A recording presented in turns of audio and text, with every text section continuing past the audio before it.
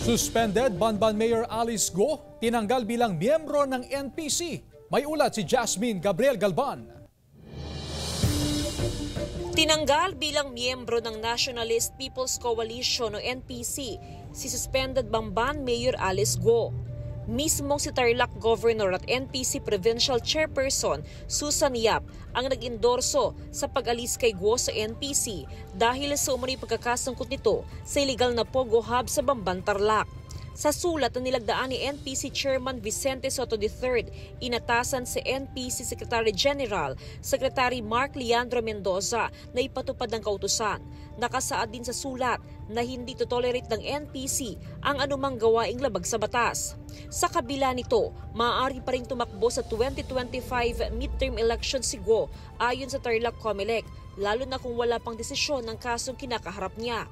Pwede pa rin siya mag-file, no? Dahil ang membership sa isang political party is not a mandatory requirement for one to run for public office.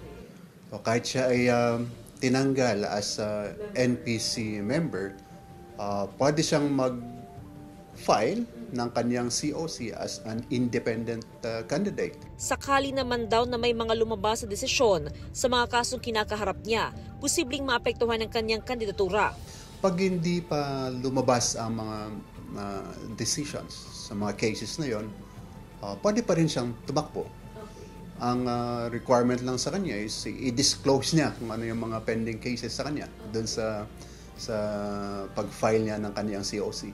Kahit walang mag-file ng isang political party or voter, ang COMELEC din may power, no, na sabihin na based this sa decision ay hindi ka mayroon kang disqualification. Kinumpirma naman ng Tarelco 2 na kay suspended Banban Mayor Alice Go nakapangalan ang inisyu na temporary connection ng kuryente sa mga gusaling nakatayo sa Baofu Land and Development Incorporated.